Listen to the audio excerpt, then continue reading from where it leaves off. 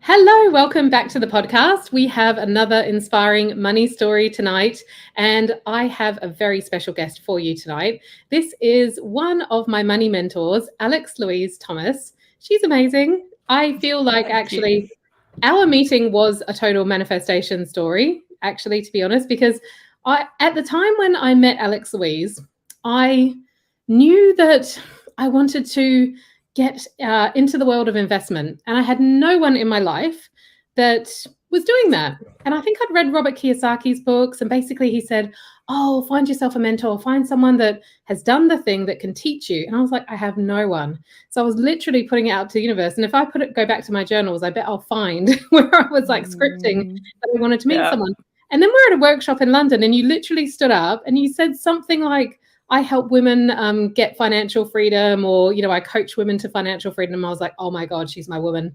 And I made a beeline for you and we had a drink afterwards and the rest is history. You helped me to get a grip with my money. You helped me to get out of debt. You helped me to have a much better relationship with my money, to get my head around managing my money, and then go on to do a little bit of property investment before I had Maya. So it was an amazing transformation that I had working with you. So I'm so excited to have you on the podcast tonight. Thank you. So for the people who don't know you, because I know some people in my community will know you, but for those who don't, can you tell us a little bit about who you are and what you do? I can.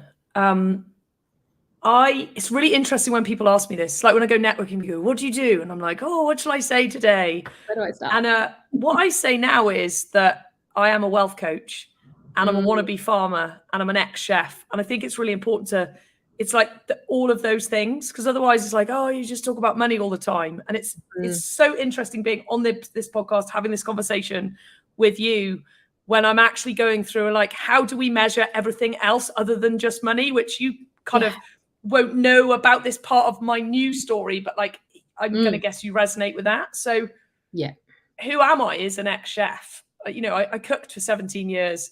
I left school at 15. I didn't have a great relationship with my parents back then, especially my dad. I think that's important to say because what happened was I put a lot of effort into working. So I was basically a workaholic. So I'm not going to glamorize the chef industry. It's just a great place for workaholics to go and not seem like they're workaholics. It's great. You get paid hardly any money, work 18 hours a day, and no one realizes that you're actually a workaholic. Yeah. And during that time, I bought houses and did that out of absolute perpetual fear of not having enough money.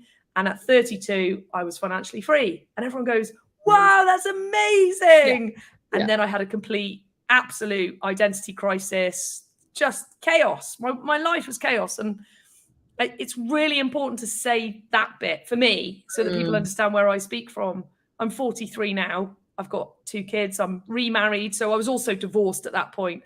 So I looked around my life and went, okay, I've got my money straight. The rest of my life is literal chaos, just horrendous. And everyone's going, yeah, but you never have to work again, as if that's the only thing that matters. And I'm going, but my life's a mess. I literally don't know who I am. I don't have to cook anymore, which means 18 hours a day of work is gone.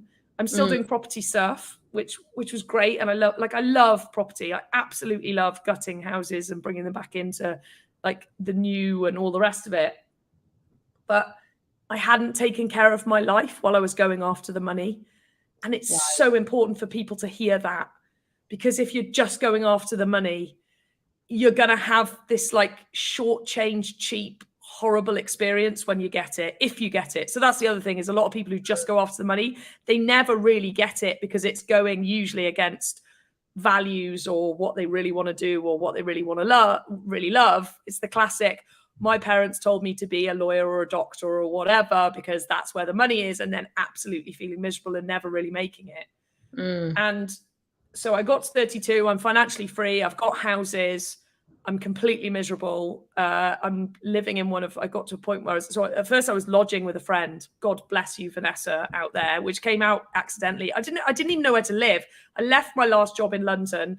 I was a chef for a family. I had a flat on Regent's Park, which was all very glamorous as well. But I left the job, so I left my home. So I literally didn't know where to go. So I went up to my grandma's in Staffordshire and then decided to move back to Wales, which is where I'd lived from about 13. And it kind of I love Wales. I'm back here now. It feels like home.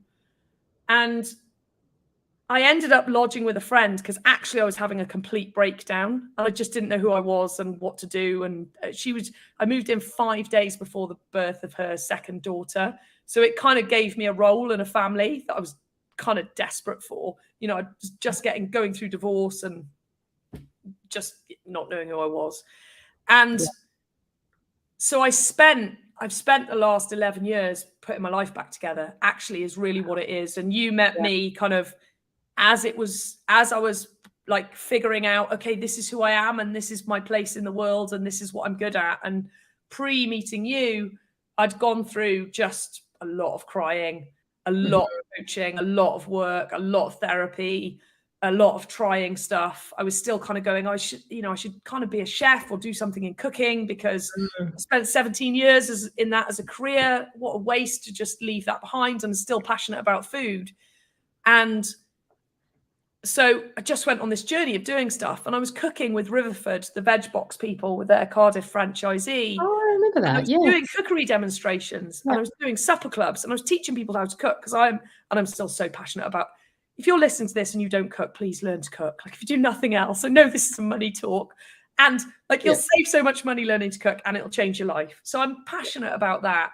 So I'm cooking with people, and I'm cooking and I'm doing demonstrations and sitting down. We're all sitting down for dinner and everyone's going like, so tell me about the houses. And I'm like, we're supposed to be talking about food. And people are like, yeah, but you don't have to work. And how did you do it? And all the rest of it. So people kept asking me for help. And it got to a point where I just had to follow it. So I was growing vegetables in my garden, just following out of curiosity because I had a coach that said, look, if you don't know what you want to do, you've just got to trust and follow your curiosity. So again, if anyone's listening to this and you're in that space, you've got to trust your curiosity. Like, what are you into, even if it seems mad? Like, I'm growing pumpkins at the end of my garden, planning getting chickens, thinking in my head, this is cognitively nuts. Like, it makes no sense. I can afford Riverford. Why am I growing vegetables? But I just loved it. So I followed it, which took me on a whole journey into Joel Salatin and more food and sustainable agriculture, livestock farming that isn't a really passionate factory farmer. I can absolutely get down with vegans who have got that. Like, this is just disgusting. It doesn't work. So I'm there. And yes, I still eat meat. So I was passionate about all of that. So I was on a track to go to America and work on a livestock farm, couldn't get a visa. So all of these, I kept trying to do all these food things.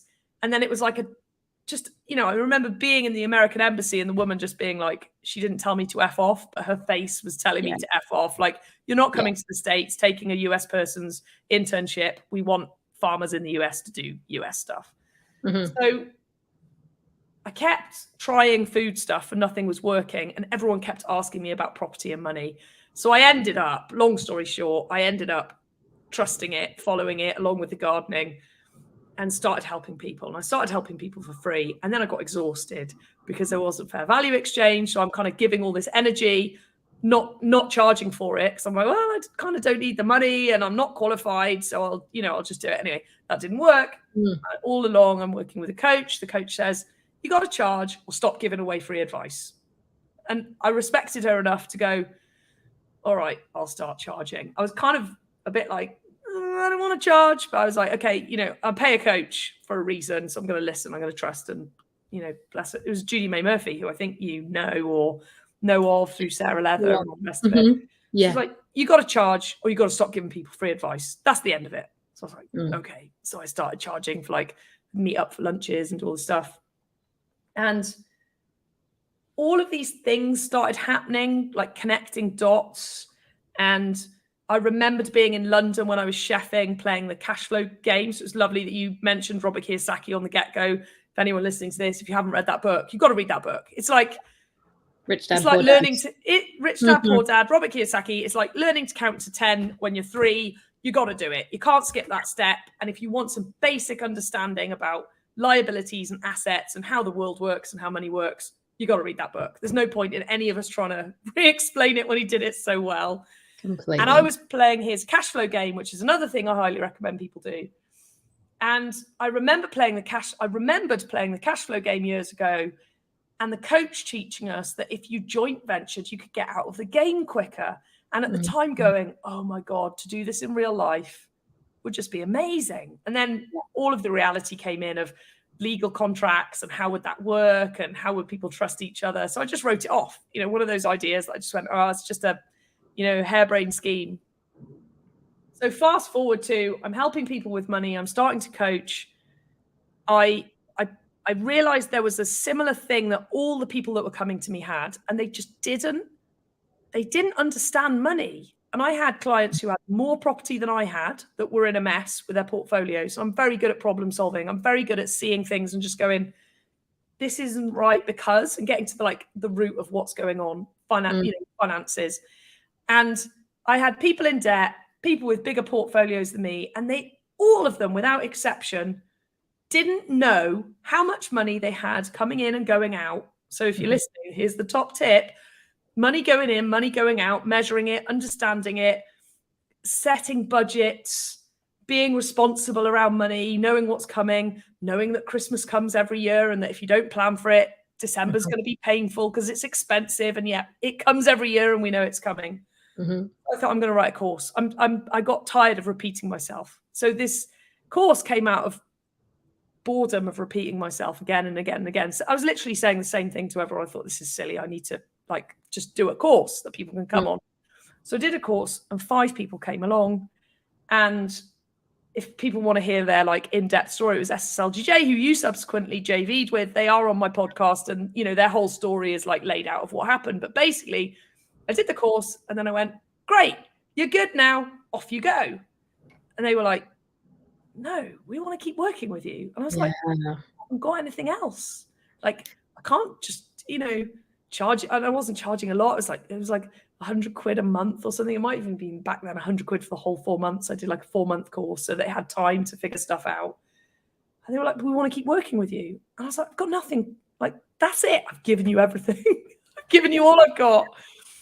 And a few months later, Grant from SSLGJ that are still together now and still going strong and still work with me. So this is just for the podcast listeners' sake. So SSLGJ is a group of people who have come together and they've formed a company called SSLGJ and they joint ventured in property. So they pooled all their money, pooled all their resources and go at it together. And you were mentoring and coaching them through that process, right? Yeah. And I said to them, I've got nothing for you, but I have got this harebrained idea that I have no idea if it will work. But if you want to give it a go. So a few months later, none of them got any traction.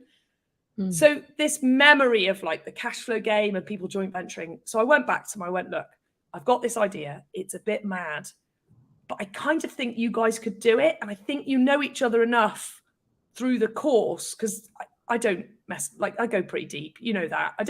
We're not doing surface level stuff. We're doing what you're dealing with in your life, what's working, what's not working, not just the money. Because I've learned that lesson the hard way personally. So I wasn't about to teach people how to just do money and create chaos everywhere else. And I said, do you want to give it a go? I said, you guys join, say, limited company, pool resources, pool time, pool money. I'll mentor and facilitate. I'll have nothing to do with the deals or the limited companies, but I'll coach you. And they said, yes. Fast forward 5 years on. And you guys did you kind of went through a similar journey, had a JV that was then much smaller, ended up JVing with them, unfortunately on 2 deals that were the 2 that were not, they just didn't work actually as reality. One lost money, one made a bit. And it was just, and it's important to say that as well, right? There's it doesn't always work out. Yeah. It doesn't work out, right? Exactly. And you did a refurb and flip that lost money because it was during the COVID years, just to give everyone kind of timelines. And then the block of flats that we just couldn't make work for the refurb, we'd spent more than it would have been worth. Exactly. Although we sold the plans and I think we made money on that one. You did make money on that one. So you did flip that one and make money. It's another way out of this. Yeah. Yeah. So there was a way out and a lot of learning. And then obviously you had Maya. So it was just that was, it's there's no way because she was premature as well, wasn't she? So there was a whole load of oh my God, there's only so much you can handle. Exactly. And what I have now is I've got 5, to give people kind of context, I've got 5 JV groups that are actively property doing. There's probably as many that aren't trading, just to be really straight. I'm not some miracle worker that everything I touch works, as you know, having this conversation. It's real life, I've got a mission mastermind group, people who are literally working on their mission, whatever that is. I started calling it business mastermind, but I was like, It's not just business. It's like whatever people's mission is. Mm. And then I do money masterminds every year now. And the course last year was 40 people. And I've written a book. I did videos for it. It's got infrastructure. I feel like I'm adulting now. You know, I'm like, here's a proper course, not just, oh, I've got this idea. Do you fancy coming along? Yeah, brilliant. And I think that probably the change since you were with us, it's gone like next level into community. So we have 2 client summits every year at this house, and we all come together, but we're doing cold water plunge and sauna and, you know, different, like I bring different facilitators in and visualization and all the kind of other stuff. So it's very holistic. So it's not sounds amazing. Money. And it's beautiful. And it's one of the best things out of everything I've done is the community. And it sounds like you have a community, right? Probably some of them are listening to this, and it's like, it's community that matters, and it's community, and it's the people, and it's connections. And we're looking at the moment, over the last few weeks, I did a summer camp with Lawrence and Carlos, and you might like that event. It's pretty special. And I'm like, we need a language for the currency of everything else that isn't money, so that we can start measuring it. Because as a mother, like I've got 2 kids now, so I got married, had 2 kids. I was pregnant when we got married, to be clear of the order of things. And they're 3 and 5. And there is something missing for me as a mother now. So we have an amazing refurb project that we're living in. I have a huge veg garden that I'm building. I'm a mum, and I do the coaching business. And Owen has a million things that he's got going on. And we have got to, as humans, find a language for everything else that's not measurable by money. And we have got to start valuing. And I already kind of knew this. Yeah. But now I'm like, my mission in life is to get people to value happiness, connection. You know, like, do you sleep at night? Are your kids happy? You know, is your partner happy? Is your relationship working? How often do you speak to your parents? You know, all of that stuff that there's no money on. And people go, oh, it's priceless. But in this world, when something's priceless, it's almost like it's priceless. Therefore, it has no value. Yes. And we've got to stop that, because it's nearly killed me. You know, even now with everything I know and everything I've been through, I still deal with that as a mother and trying to run a business and show up for coaching. But actually my kids are like, but I want to see you at bedtime. And I'm like, your bedtime's now later. And my coaching calls used to be after bedtime, but now they're at bedtime. We got to find another way. No, absolutely. It's so interesting that you're talking about that, because we were talking a little bit before we started this recording, and that's what I'm moving towards with my manifestation. It's like, how can I manifest some way that I will be doing this work that I absolutely adore, but actually it gives me more than enough family time as well, and having that real balance. But then I also don't want to, you know, kind of compensate on having a low income and actually just doing part-time hours, and therefore I don't get paid a lot, you know. So like being able to support the family in abundant ways so that we can actually have choice. And I think actually what you were saying with your story for me is really inspirational, because you haven't been someone that has followed the kind of cookie cutter route. Do you know what I mean? Like, you do these online courses and then they say, well, you have to do it this way and you have to do that way. And then you do a group program, then you do one-to-one, and, you know, all that kind of stuff. You've grown so organically, just literally following your purpose. But the financial freedom piece before that allowed you the ability to step away from, you know, that kind of grind work, because you were really in the grind before. So if I remember right, like the chef work wasn't, you know, super like, you know, well paid, like you weren't investment banker kind of level income, right? So I think the most I ever got paid, like, so people really get a sense of how much I was paid. So I started working when I was 14 from work experience. I got a full-time job at 15. And I think I was like, I mean, this is going back to 2000, the early 2000s, right? So, you know, I was 20 in 2000, I was 30 in 2010, 40 in 2020. And I think my last job that I left, I was on 25 grand a year. Yeah. Like, and you were still able to create money freedom at 32. That's always blown my mind. You That's know, important. Like, people need to hear that. Like, I did not earn lots of money. You don't need necessarily 6-figure income to be financially free. Yeah, absolutely. It's really important, because I think people, they think they need more money than they do. But if you're earning a lot of money in a job that you hate, you'll be overcompensating by spending a lot in some way, shape, or form. It's like, what's the cost?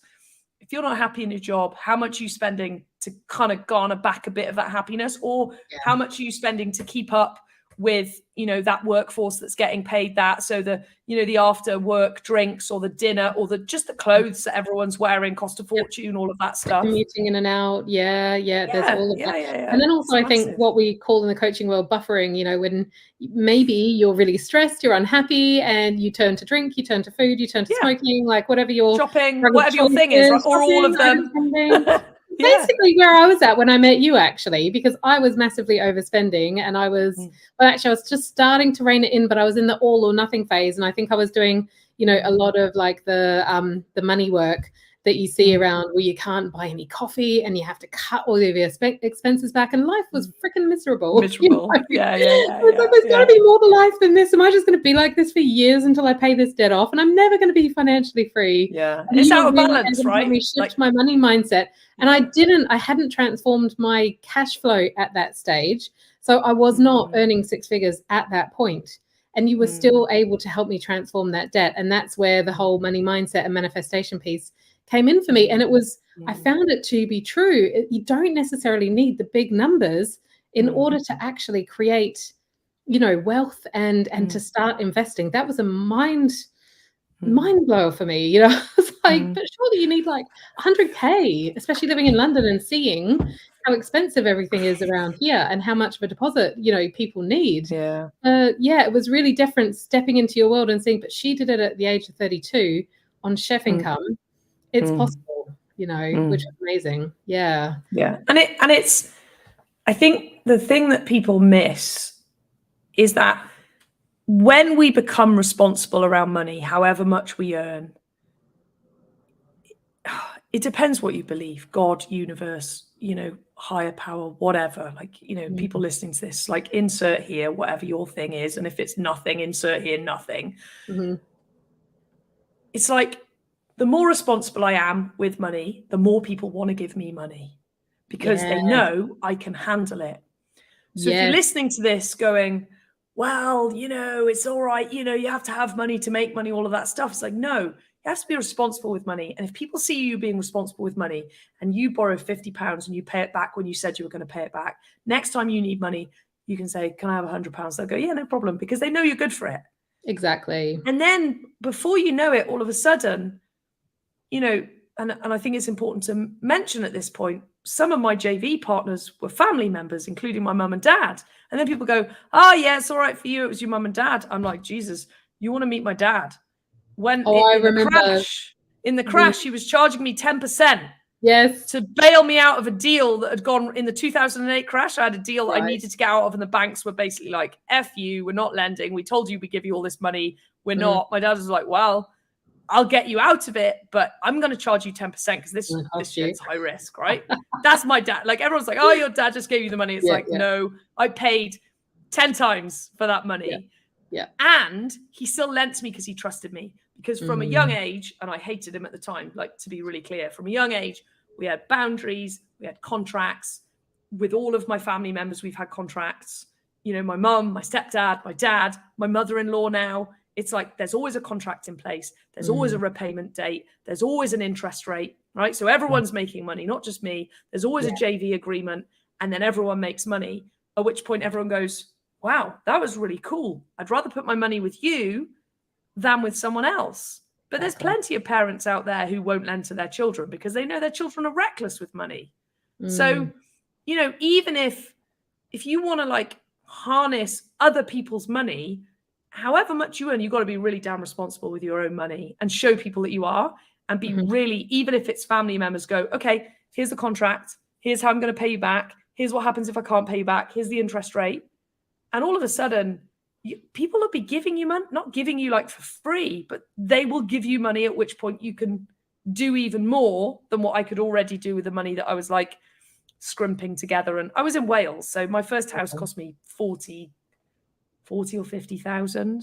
It wasn't a lot of money, but I wasn't earning a lot of money. Yeah.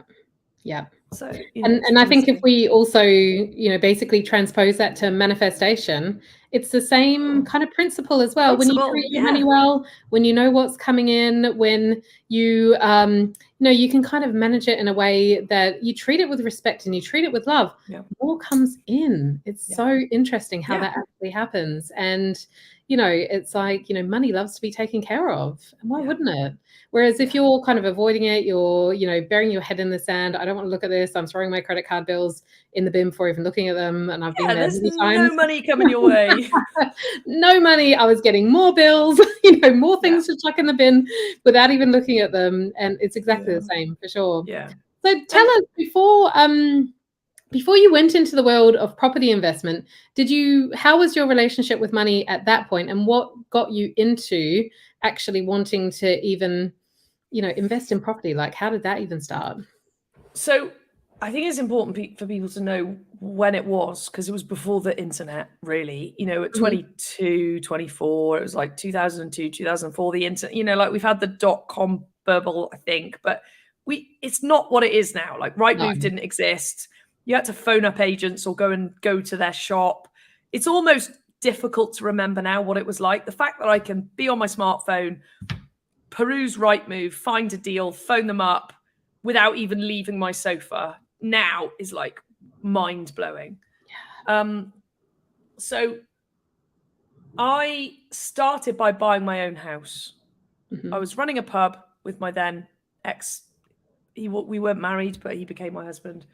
I was running a pub, and we bought our first house, and we went to an area that was much cheaper. We stayed out of Cardiff. Our pub was outside of Cardiff, and we bought a house. And I think it's important to say this, that I hadn't read any books at this point. I hadn't been on any, like the courses that are available now are ridiculous. I almost kind of don't want to be a course leader because it's like, it's so yesterday now.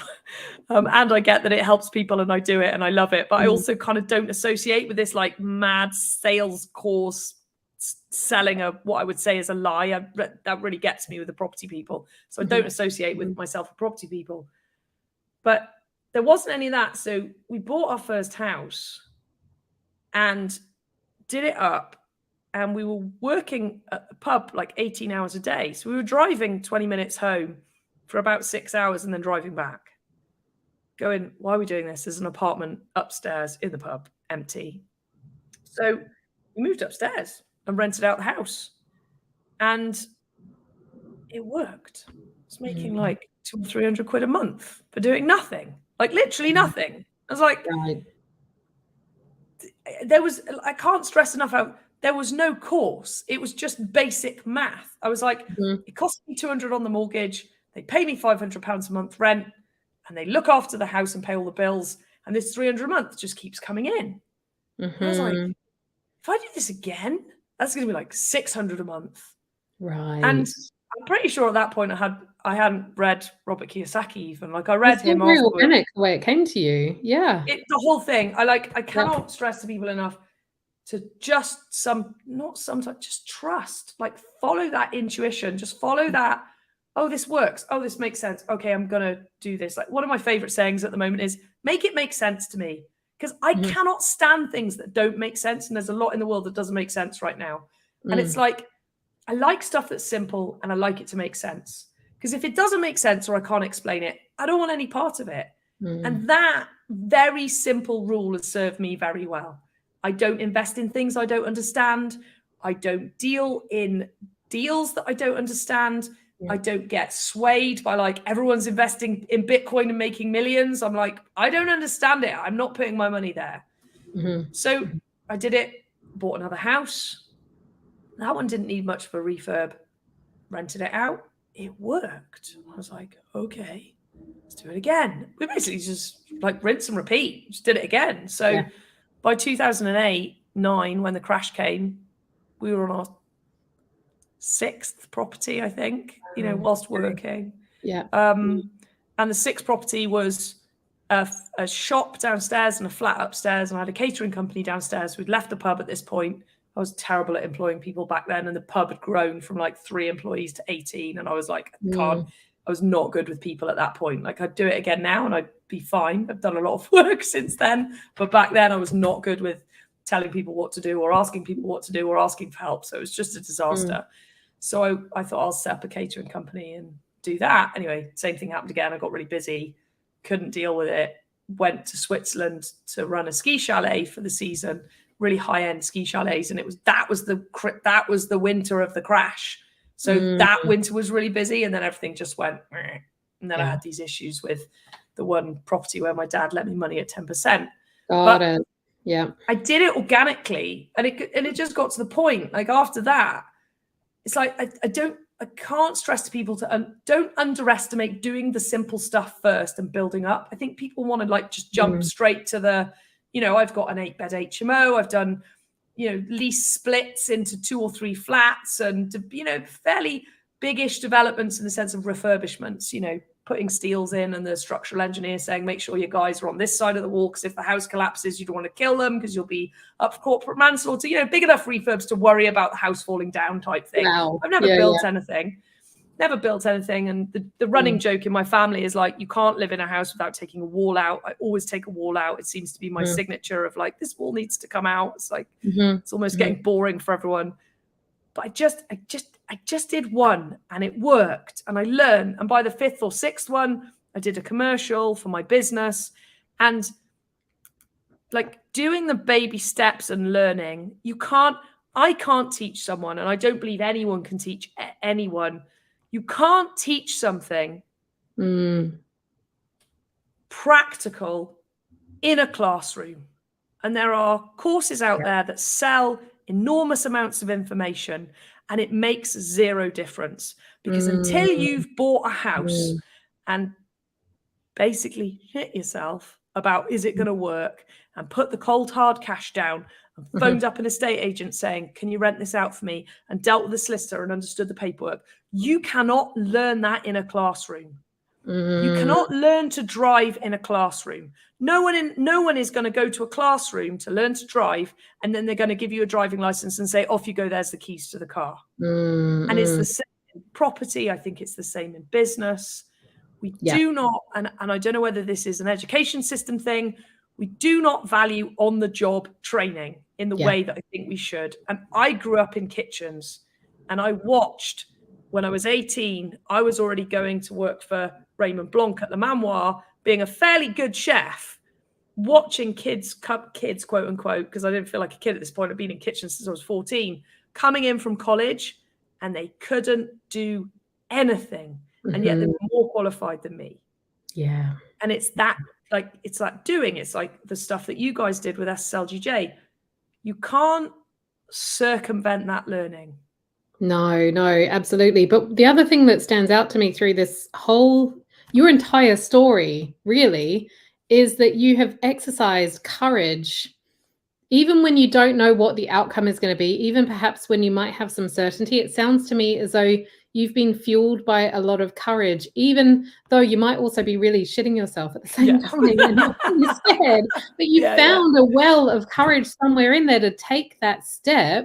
And that has taught you everything. And, it's that piece of like what we talk about in manifestation and business and in change with everything, right? Is like that aligned action and taking that action and figuring it out. And that is the thing that's going to teach you. You can't sit there and spin your wheels and think, I'm going to plan this out and I'm going to get it right and then I'll do something. Work out how you think it's going to, so you retreat and that kind of thing. You just got to keep going and figuring it out along the way and fail your way until you succeed. Essentially, literally fail your way. Like when everything happened to you guys, it was like you can't learn that in a classroom and the learning from it. And it was so unfortunate that then, I mean, it wasn't unfortunate because Maya came along and kids are just kids are the whole reason to be alive. It's just like, so it doesn't really matter, but like that, to not then take the learning forward and like keep going. And I suspect it'll come back. Totally. I'm totally going to come back. I am going to come back. That learning doesn't go away. When she's a little bit older and I can have some bandwidth. Absolutely. 100% Just some background for people who don't know the story so much. So essentially what we did was we had a small JV group and we came together with the bigger JV group. And we had never had any property experience together before. So we felt like newbies. We felt like real beginners. And they were talking about things like Alex spoke about, like steals and redevelopments. And it was all like completely over my head at the time, and it still is over my head to a degree. But and we went into this and we did a couple of different deals, and one And they were big deals as well, to be clear. They were big one of them was really big. Yeah, huge. What was a hotel? It was really quite. It was a hotel to turn into 9 flats. Like that. Yeah, that was very ambitious. Yeah. Very ambitious. So there was one hotel redevelopment into flats, and there was one house that we were basically redeveloping, and then we were trying to flip it, and it got stuck in COVID, and it was just really unfortunate. So overall, we lost money on one, and we made a little bit of money on another one by basically selling a package of the planning so that someone else could build the flats out of the hotel, because we couldn't find a way to make it work financially. And we learned so much, though. We really did. Absolutely. Yeah. And it was only by doing exactly what you essentially mentored us and coached us to do, which was to take that step. And it's like, we don't know what to do with a hotel. We don't know what to do with planning.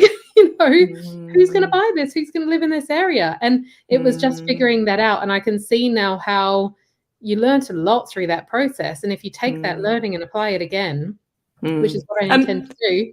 And so many people give up, right? So many people go through to quote unquote fails. Like this idea of failing to me is hilarious. I've been to speak at schools. Funnily enough, the school that I went to, they asked me to come in and speak because there's a role models program in Wales to take entrepreneurs into schools. And they said, can you come and talk to the kids about failure? They're really worried about failing. And I was like, yeah, sure. I'll come and talk to them about failure. I basically spent a good hour saying, if you're not failing fast and often, you're not alive. You need to fail more. You need to just fail and fail and fail and fail. You're actually not succeeding. Teacher was like, oh. But it's true, right? It's like, totally. If you're not in action and you're not messing up the curriculum, but it wasn't. And then the teacher came up to me afterwards and was kind of like, I don't think I want to be a teacher, because there was the whole thing about like knowing what you want and all of that stuff and getting after it. But it's like, being in action will. If we're sitting at home worrying or thinking about things, it's game over. We're not in action. We're not going, like, we're guaranteeing that we'll not get anywhere. Exactly. And people have always asked me, they're like, but what, like, people who are scared of like the level of debt I'm in, because everyone's like, oh, you must have loads of money. I'm like, I'm in debt up to my eyeballs, because that's actually how you do property in a workable way. And yes, it's changing now because I'm a bit older and we're massively paying down debt, but actually we leverage very highly. And people go, what if you lose it all? I go, I'll just do it again. Like, there's something as well about coming to peace with fucking it up and losing everything. Like, I am absolutely happy. And I don't know when this happened. I think I've always had it, because people asked me right at the beginning, when I started buying properties, people were like, you're mad. What if you lose it all? I was like, well, I'll get a job in Tesco. I literally used to say that. I was like, I'll get a job in Tesco's. Like, I don't care. I'll just get a job again. And guess what? For those that are listening in the UK and any Western country where there is a benefits system, you can't fail anyway in this country. You have to try really hard to A, get homeless, and then B, stay homeless, because there are so many people in this country who will like move heaven and earth for you not to be on the streets. Like, hats off to the homeless people that are homeless. It's like, I've got so much respect for them, because to stick that out is impressive in the face of a lot of people who care a lot and give a lot. It's like, you can't fail in this country. So if you lose it all, you get a house and money and food. So what's there to lose? Because we can't lose. Right. It's like, and people don't realize that. And I think I have a perspective. I was born in Zimbabwe, and my dad lived in Tanzania later on in life, and he moved back 5-6 years ago. So I've spent time going back to Africa as an adult. I left when I was 4, so I didn't really know it then. I've been to Zimbabwe in 1998 when Mugabe had basically desecrated the country. Tourism was kind of on the way out, but because we knew people who lived there, we were okay. And I did a 9-day like canoeing and camping trip down the Zambezi. It wasn't like so desecrated that tourism was gone, but it was pretty gone. Everyone else on that trip was, from South Africa rather than, tourists. And I've seen what poverty actually looks like. And we don't have poverty in this country. Yeah. Like, we really don't. And I want, and I've said this before, and people have gone, but the poverty we have in the UK, it's relative poverty. And what I say to that is, I'll take actual poverty over relative poverty any day, because that shit fires me up. Because when I see people who literally have nothing, whose children, whose parents have died of AIDS and live on the side of a dirt street begging for food, and you see it on the telly, it doesn't impact. You go and like, we almost in the West, I think, need like some tourism, like reality checking. It's kind of an idea of mine. I'm like, how can I get people to actually have this experience? Knowing what it really looks like to be poor, and now having a stepmom who's actually Tanzanian. And we talk about it all the time. We're like, people in this country don't understand what not having anything is. Yeah. And look, I'm sat here in this massive house that we're renovating. And I also know that if I was in one room with my family and my dog, I'd make it work and I'd be grateful for that one room. And what people miss in this country is that even when we're quote unquote poor, and I'm sure there's going to be people listening to this who feel poor or feel like they haven't got enough, who are struggling, who aren't making ends meet, who are in debt, who are absolutely panicking and freaking out. And my heart goes out to all of those people. And the best way to get out of it is to actually be in a place of gratitude. And I think that's what Tanzania gave me, and Zimbabwe. They gave me gratitude for what I have. Even when I'm struggling and I have nothing, I'm like, people would cut their arms off to have what we have in this country when we say we have nothing. Like TV and internet is classed a necessity and a basic need in this country. Yeah. And absolutely. To be able to get that and be grateful for what we've got, and going back to like what you're saying about manifesting, when we're grateful for what we've actually got, more can come in. If we are sat looking at our lives going, we haven't got anything, it's not fair, it's too hard, we get more of it.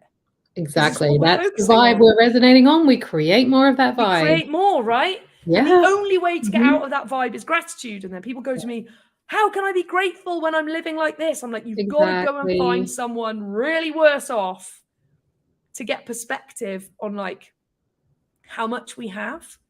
And yeah, that's one really great technique. Absolutely. Seeing that as the comparison. And the other one I love is just looking at tiny little slices, tiny little slices. So the overall picture might be, there's a lot going on that I'm really unhappy with here. But actually, do you know what? I had a really lovely warm shower this morning. I was so grateful for that. Yeah. Or, just something small like that. A cup of coffee I had this morning. Really enjoyed that.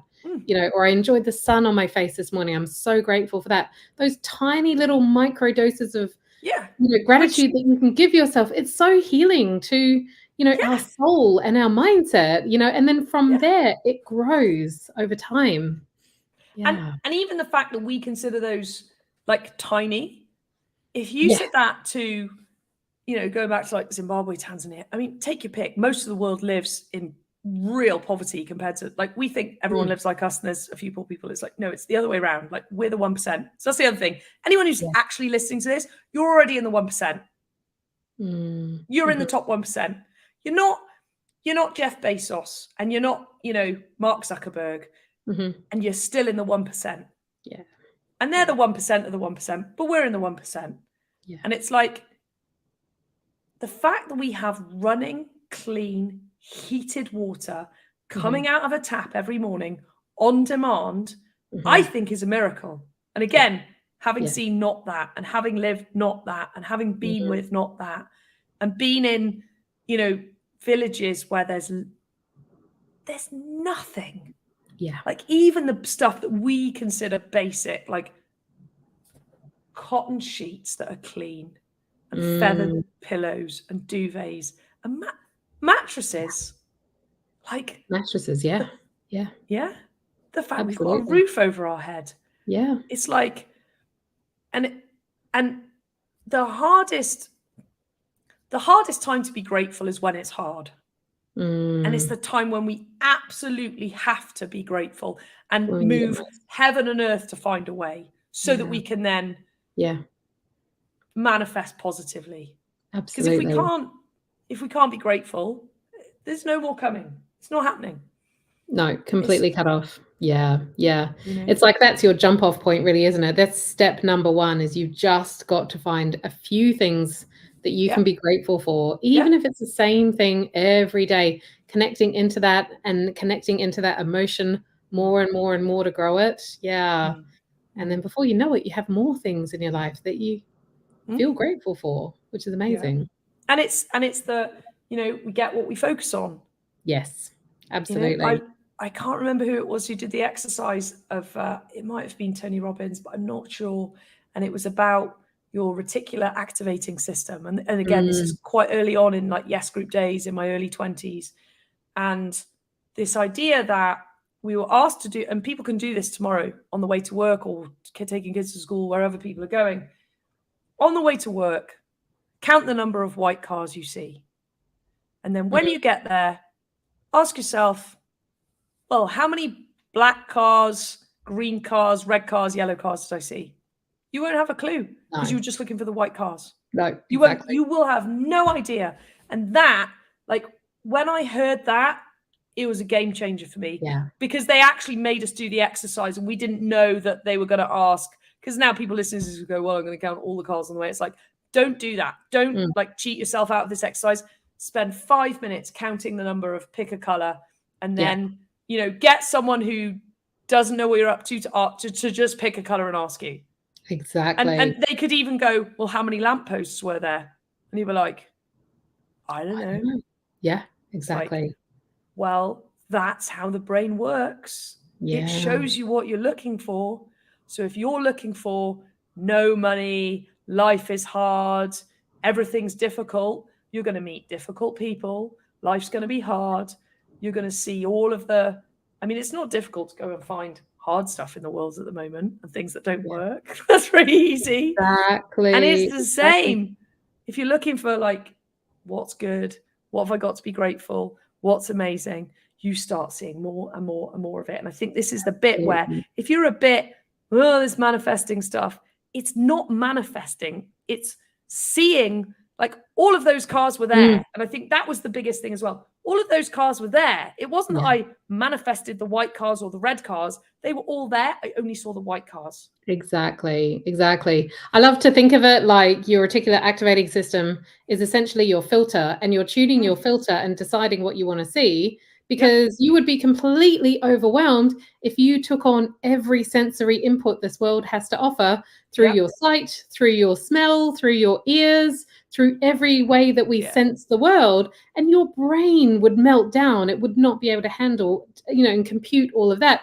So it's like our brain's way of focusing in on what's important, and we only need to see the important things. So if you decide to start toning and conditioning your brain, which essentially is a lot of what we do in manifestation, it's about brain training. It's really brain-based stuff. And then we start to then see and create these opportunities, and it feels like magic. And it is magic, and it does feel like magic. And it is or isn't. That's what I love about it. Because all those things were there right in front of your eyes anyway. You just started. And gratitude is like the tuner for the filter, right? It's like gratitude is the way that you start to see the good stuff. I have it now with my groups. I have groups going, there's no deals out there. And I go, really? Because we just did one last week. Exactly. Oh, the market's terrible. Is it? Because we've got a cracking thing going on. Oh, life's really hard at the moment. And this is people who've because this is the other trap, right? We think, oh, we've done the work. It's like, the minute we think, oh, we've done the work, game over, you're out of the game. Yeah. You're back to level 1. Yeah. And you're in the trap of, oh, the market's hard. Oh, interest rates are high. Oh, there's no deals. Oh, no one's selling. Oh, everything's overpriced. Yeah, the economy's bad. The economy's bad. Oh, we're going to lose money. Oh, there's going to be a crash. It's like those people that are in that mindset, they're not finding deals. Totally. And it doesn't matter whether you're trying to pay down debt or do the next, 100,000, £500,000, £1 million deal. If what you're focusing on is wrong. Game over. And essentially it's like a closed statement, really, then, isn't it? Like, and that's where I think, and I, we have to train all of our brains to do this, because I do this myself still as well. But when I'm able to catch myself and then pivot over to much more powerful question, it's like, people are saying, the economy is bad, that money is tight everywhere, that everyone, there's a cost of living crisis. No one's spending, there's no money going around. Best time to make money. Make money. Wow. I wonder how it could work right now. I wonder if there are people out there that are doing it. And as soon as you start asking questions, your brain then opens up. It's the same with, the reticular activating system we were just talking about. Like, if you make those closed statements, then it's like game over, because you don't see anything. You start opening up your mind with these powerful questions. And I like to think of it like a Google search, because then your brain gets to work on answering that question. Yeah, and that's 100%. The activating system is then focused on. Who's out there making money at the moment? How are people doing this? Because there was a huge wealth transfer during the pandemic. A lot of people got very, very wealthy. Yep. How did they do that when a lot of people didn't? Because it was possible, right? So then we get to ask these questions. It's like, that's interesting. So what could I take from that and learn for myself? Yeah. And then the other thing, people aren't grateful for their brains. Like, you've got a supercomputer in your head. Everyone's freaking out about AI at the moment. I'm like, people aren't even using their own supercomputer in their heads. Like, in my skull, I literally have a machine that AI, as yet, me as a human, AI, look, I even did it to your PA, who said, can I have a bio? I was like, oh God, okay. And I've kind of got bits and pieces of bio, and I was really busy and I didn't have much time. So I took the cobbled together bio that was written in a Drive document somewhere. I put it in ChatGPT. Oh my God. I was like, that's a brilliant bio. It doesn't say anything different to what I said. It said it much better. But you know what? AI couldn't come on this call and do this bit. And we just go, oh, AI, game over. It's like, but you're not even switching on your own brain in the right way. People are not getting up in the morning and saying, what am I focusing on today? Yes. How can I make a difference in the world today? What's going to make me happy today? What can I be grateful for today? Yes. And, yes. Absolutely. And this is not intelligence. Like, that's the other thing for people to know. This is not about being smart. This is like basic. Here's the on switch. Here's some good code to put in the form of an open question, like, how are people making money right now? Versus the market's over. No one's making money. Yes. That's one of the things I really appreciated actually during our time working together was, because I got sucked into that sometimes, like, because, we all do. It felt really real. And when I was inexperienced, well, I wouldn't say I'm super experienced in property now. I have a little bit of experience, you've done a lot. But when I was like a complete newbie, I would look at, the newspaper headlines and be like, well, we can't do that, completely buy into it. And so you were able to open us up into a different way and say, actually, there are a lot of people who are doing exactly the opposite of what that headline says right now. So, maybe find a little bit more evidence. And I think that's a really powerful approach to keep our mind open. But the other thing that I've also found really interesting, and I think you were one of the main people who helped me to see debt in a different way. And I'd love to hear your perspective on it now, because I know that there are a lot of people in this community who either are in debt and are struggling to get out of it. So probably in a space a little bit like I was, or are terrified of debt and think debt might be something that will completely financially ruin them.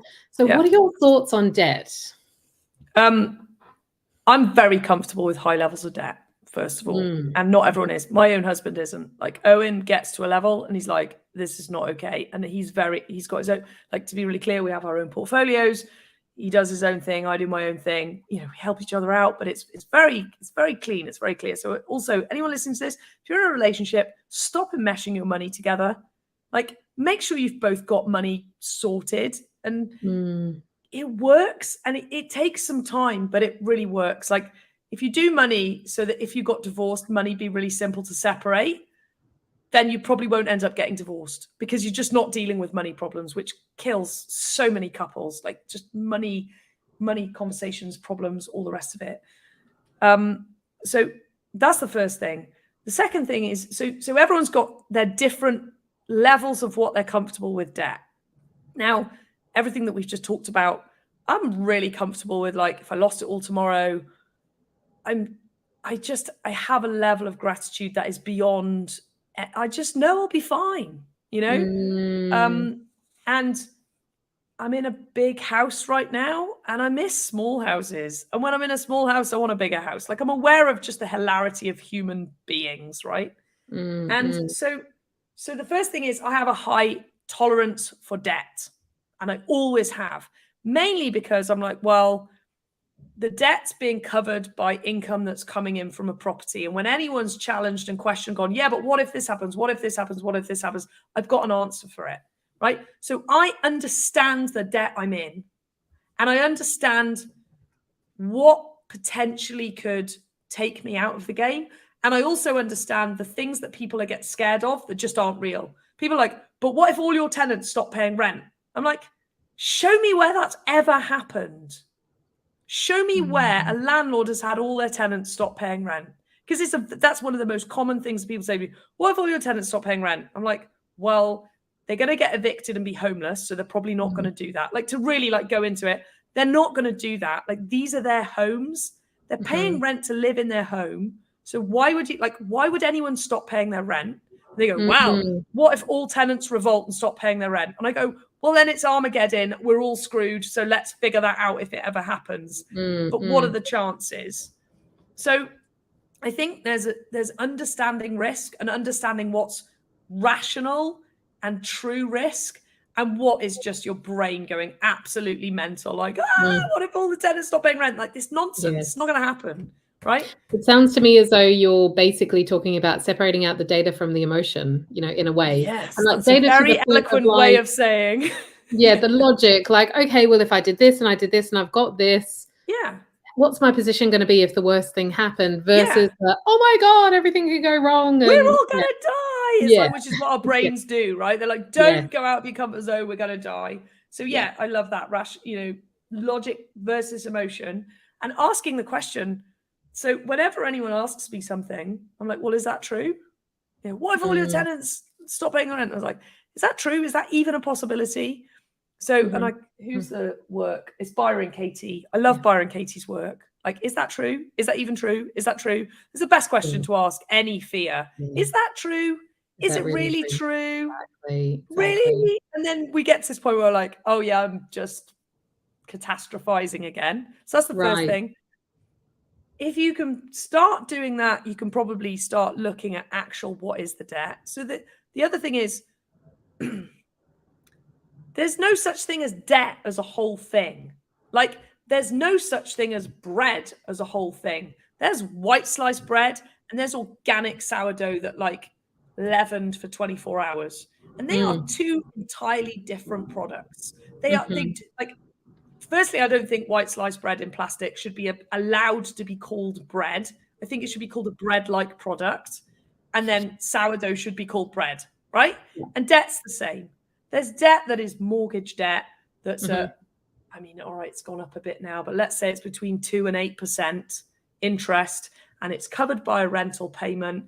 And the way that the deal is stacked is workable. I don't worry about that debt. And then there's credit card debt at 20, 25, 30%. That is accruing faster than people know. Like, the compounding on that is just beyond imaginable how fast that stacks. And that's never mind payday loans that are like 2,000% because you borrow 100 quid for 2 days and then pay back 110. And the math on that is just insane. Yeah. That's the white sliced bread. It's just like, it's horrific. And people have gone shopping or they've put a holiday on a credit card or like hire purchase on a car. If you are listening to this and you are spending several £100s a month on a car, you are mental. You are literally mental. And if anyone wants to know, I drive a £2,000 Mazda. It cost us £2,000. We used to have, probably when you knew me, I had a transit van. They were like worth 20, 25 grand. It wasn't exactly extravagant. And then we were like, we don't need this transit van anymore. And we could do with money for the roof. So let's sack it off and buy a £2,000 car. Right. And Owen and I were joking, even tonight over dinner. He was like, you can have your Range Rover one day. And I was like, I don't even think I want one anymore. There's such a damn waste. I said, I don't care how much money we've got. I don't actually think I like the old model and I'll drop 10 or 12 grand on one. But I ain't spending 100. We had fun one night and we spec'd like a brand new Range Rover with all the things that we put in it. It was over £100,000. It's obscene. Yeah. I have got houses worth less than that pay me £500 a month. Yeah. And people buy cars like because of the financing, and they go, well, that's not really debt. It's like, that is horrific debt. Yeah. And we get tricked into buying a more expensive car than we can really afford because it's only £200 a month or £300 a month or £400 a month. Get a car that's £50 a month. They exist. Oh, but I drive a long way for work. So what? Like, it's going to do fine. So you got to distinguish debt first. And for people listening to this going, yeah, thanks, that's great, I'm already in debt, so you're not helping, because there's no doubt going to be someone in that situation. First of all, I hear you. You've done what you've done and you've got what you've got. And it sucks. And I've been there. I got into credit card debt when I was younger, and I got a credit card and was like, oh, this is really cool. And I just spent money, and then I was like, fuck, how am I going to pay this back? Like, it's almost like a rite of passage when you're 18. Like, you get a credit card and don't understand it because school doesn't teach us about money. I'm sure they target young kids, actually, who haven't been. Absolutely do. Do you know? So when I got offered a credit card, my ex-husband and I, he wasn't working at the time, and I was. He got, we applied for the same credit cards because we were going to do another property deal. And he got offered more than me. He put on his form that he wasn't working and his income was nil. They gave him, I can't remember, but I'm going to say they offered him like 9 and they offered me 3,000. What? Yeah, 100%. You couldn't make it up. I was like, this is ridiculous. They are hoping. Yeah, they're hoping that he'll become one of their best customers. Who needs money more? Who's not going to pay it back? You know, it's a business, right? Interesting. So, distinguish the debt. If you're listening to this and you're in debt, you've got to bloody look at the debt. You have to, I don't care if it's on the back of a fag packet. You have to write down how much you owe, what the interest rate is, and what the monthly payment is in order of those debts. And you've got to start reducing all of the expensive debts onto cheaper interest rates. And I don't care if that is moving it into a loan, borrowing money off family and paying them 5% instead of paying the credit card 20%. Like, this is going back to the beginning. Like, have agreements with people. You know, if you've got $2,000 on a credit card that's at 25% and you can't get an interest, so try and swap it on interest, a quote unquote interest free, because you'll still have a 2% arrangement fee. So it's not that free, but it's much cheaper. Ask friends and family. Go, look, I've got this credit card. It's killing me. If I pay you the same amount I'm currently paying in just on the interest, I'll be able to repay you over 2 years. I'll give you 5% interest. This is the payment plan I can afford. Will you lend me the money, or do you know someone that has the money? Yeah. That's how you start finding investors, by the way. If you're in debt, it's a brilliant time to start proving that you're getting good with money, with small amounts, with people you know, who later on down the line will go, they did what they said they were going to do with that $2,000 credit card. And I've got, and they're now doing property and they've done a deal and I've watched them and it's making money. And I've got 50 grand sat in a savings account, not earning me much money. I mean, now it's better, but I'm going to put that money with them. So it's like, absolutely. People have to deal with debt. You've got to be in communication. You have to speak to the people you're in debt with. People who have got mortgage payments they've missed, or credit card payments they've missed, or loan payments they've missed. You have to speak to them, and you have to get the interest frozen. You don't have to. I invite people to do that. Get on the phone. The number of people that say to me, oh, those people are really nice. It's like, yes, humans are really nice and humans care. And humans who are on the end of the phone, knowing that someone's getting into debt, is heartbreaking, because they know someone in their own family or friendship circles that's dealing with it, and they know it's horrible. So if you phone a company, they actually are amazing, usually, because the other thing is they want their money back. They don't want you to be in debt and not paying. They want to get as much of that money back as they can. So they're going to work with you to do it. And people get scared and they go, oh, they're going to be horrible to me. And it's like dealing with my parents or the school, or they're not. You know, it's like adulting 101. We have to be able to speak to people and say, I messed up. I can't pay this. What are my options? And I think in the UK, my experience has been that, you know, companies and, you know, HMRC, which is our version of Inland Revenue, or I don't know what you call it in the IRS in the USA. IRS, You know, Taxman. So, the tax man, basically. They're Yeah. always generally really, really nice. However, Yeah. when I had a lot of debt in Australia, and I had to manage my parents' debt as well when they got sick. And that we had debt collectors calling. That was horrific. However, I was younger at the time and I didn't know what I know now. And Yeah. knowing that I could put clear boundaries in place, knowing that I could separate out the emotion and the logic and just get my business mind in there and just be like, okay, this is this, and I can do this then, and that's that. Yeah. And please stop calling me. You know, And by if the you're in a time, situation as well where there's difficulty around that and there's challenging Yeah. conversations, it might be a good chance to exercise your boundaries and build up that kind of ability to separate out the emotion and to just be as businesslike as possible in order to move through the whole process, because it can be pretty difficult sometimes. And I would say once the debt collectors are knocking on the door, the Yeah. missed opportunities for speaking and being True. in correspondence True. are so long gone that they are Yeah. less tolerant, because it's like, you've ignored the letters, you've ignored the calls, we've tried to work things out, you haven't corresponded. So at that point, they're just like, do you know what, we're done. Let us in, we're going to take your telly. You know? So it's kind of, Exactly.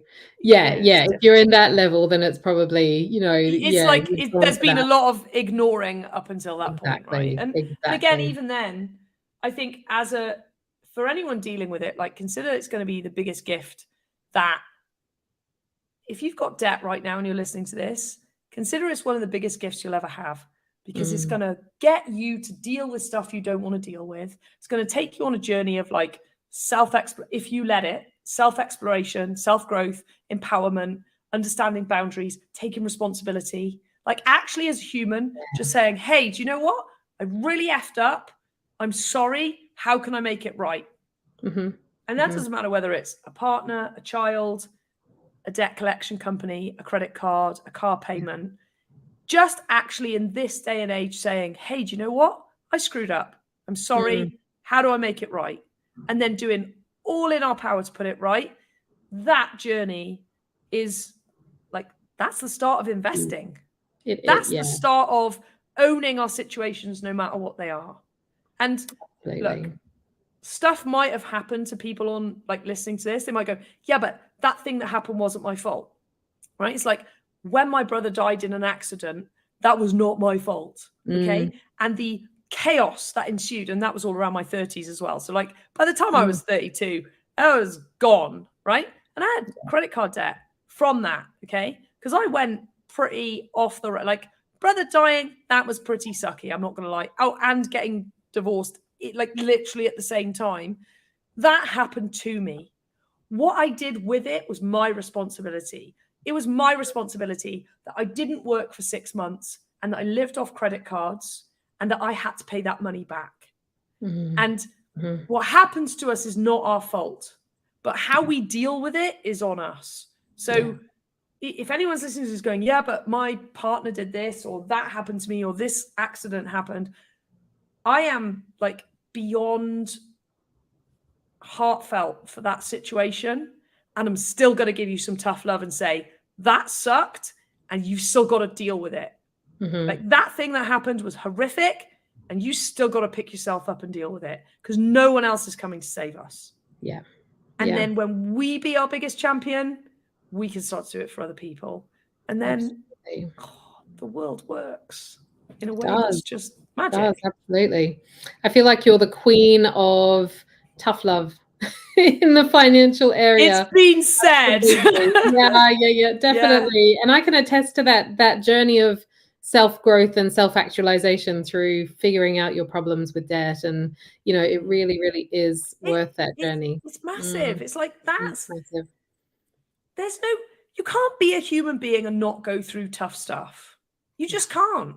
And if money's the tough stuff that we've got, well, that's the thing. Some people are born with, you know, all kinds of difficulties. Some people have horrible accidents. Some people have people die in their lives. So in some ways, I'd be really grateful for debt right now, because if that's the cards you got dealt, take them, because I tell you, there's a lot worse. And do you know what? Who knows what's coming? But if debt's the word, you know, it's a bit like we were talking before at the beginning about, we've got to find other ways to measure things. Yeah. And debt and money and rich and all of that, it's just a measure of one thing.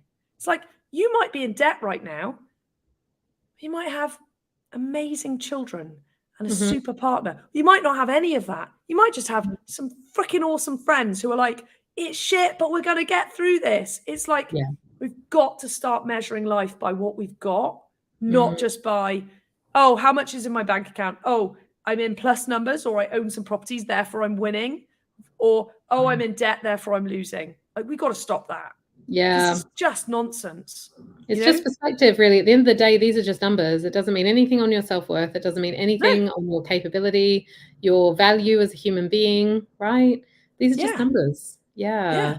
And it's I know tough. it's Like, we easy to have to say deal that, but with it's it. only easy to say that now because I've done the work. I used to be in a shame hole around all of this. I didn't want to admit it to anyone, but now I can look back on it and say it is just a number and it doesn't mean anything. So that's what's available to you if you're in that place. I think that through this work, you can get to a place where it's really neutral, actually. Yeah. That is 100%. That is the best place to get with money, is it doesn't do anything to you emotionally.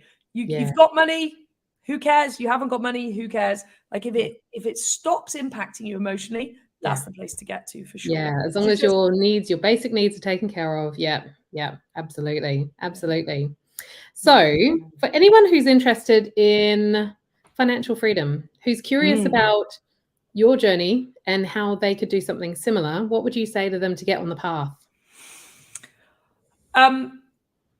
I say to everybody, read as many books as you can and start countering the narrative of this, like the cost of living crisis. We had a guy in our Airbnb from Nigeria staying, and he was like, what is this cost of living crisis? Like, he literally couldn't understand it. He was like, I have a job, I can pay I don't understand. And we were like, don't worry about it. It's kind of nonsense. And it was just brilliant to hear it from like someone else. And again, it's, Nigeria, it's an African country.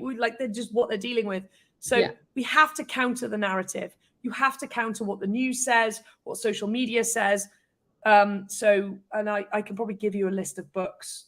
What would be your top 3 off the top of your head?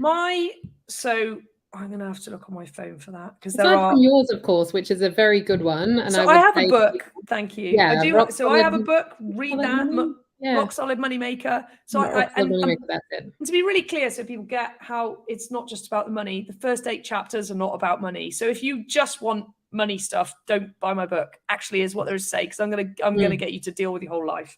But like podcasts, like The Minimalists, any podcasts that are about money, your podcast, your community, my community is like, got to start surrounding ourselves with the counter narrative to the mainstream. So turn off the news. But even if you turn off the news, you're still going to walk down the street. I still walk down the street and see like the nice purple Range Rover that lives around the corner that I'm like, oh man, it makes me want that car. It's not even an advert. It's just someone driving the damn car that I happen to like, right? Yeah. So countering the narrative is really important. I've got to give you these books because they are life-changing in different ways. Complete Family Wealth is a brilliant book. And again, it talks about wealth as well-being. Oh, Kerry, you will love this book.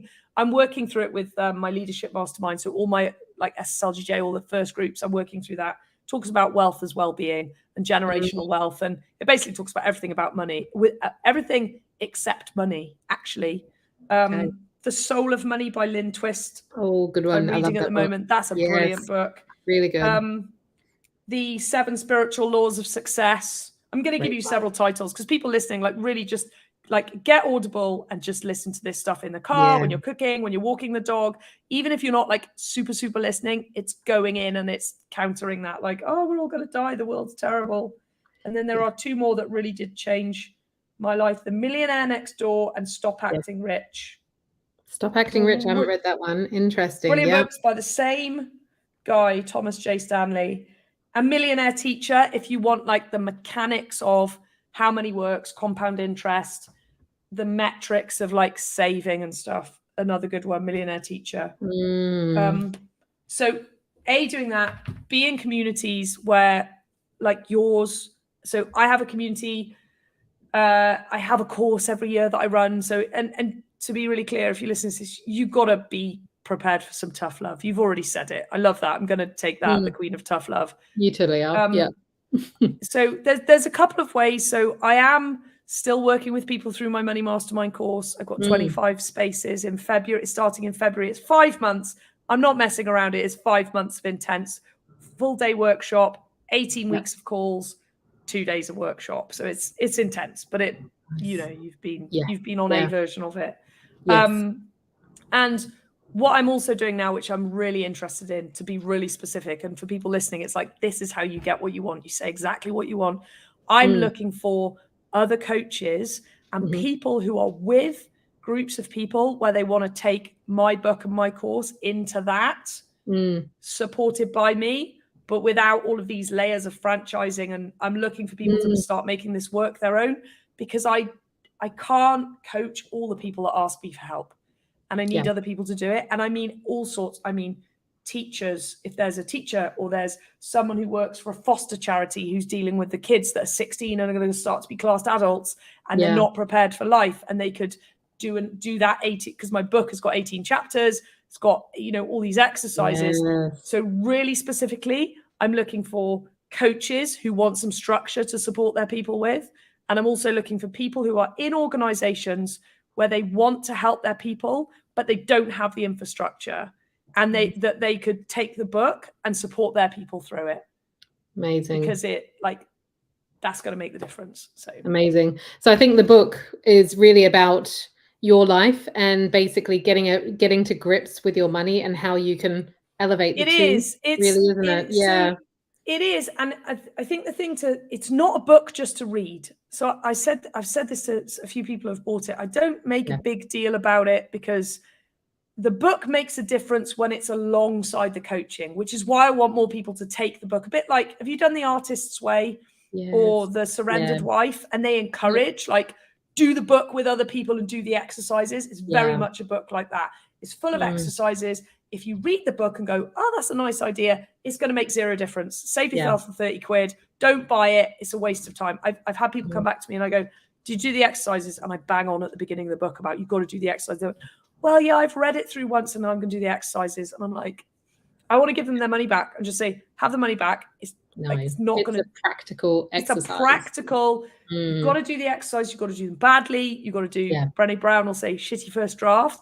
And I'd say that anyone, if you read a book and there are exercises in it, do yourselves a favor, do the exercise, because it's the doing the exercise that makes a difference. My book is going to make zero difference. The person doing the exercise, they're going to change their life. Yeah. So it's like, I can't stress that. And it doesn't matter whether it's my book or The Artist's Way or The Surrendered Wife or, all of the other books that are out there where there's exercise driven. Don't cheat yourselves out of doing the exercise, because it's the implementation. It's like, we don't need more knowledge. It's actually the implementation. No, we've got to do the work. You take it on and habits really change. Yeah, definitely. Yeah, absolutely. Amazing. That sounds really good. So thank you so much for being here tonight. We have spoken for ages. We've spoken about so many fascinating topics. I've still got more that I want to talk to you about, but I'm just conscious we that can do it again. It's already been a long episode, and I could talk to you for hours. It's always fascinating. So thank you so much for your time. And thank you for having me, and thank you for anyone who's listened, because giving us time and attention, the biggest currency I think actually in this day and age, it's not money, it's time and attention. So anyone who's listened to this, A, thank you, and B, please go and implement something. Don't just listen to it and go, oh, I'm really pumped because those two's energy is really great. It's that's a good start, but take that energy and do something and make a difference, because it works. That is a wonderful way to wrap up this podcast. So we invite you to go and take a next step and take some action. All right. Awesome. Thank you so much. Thanks, Kerry. Lots of love, everybody. Bye.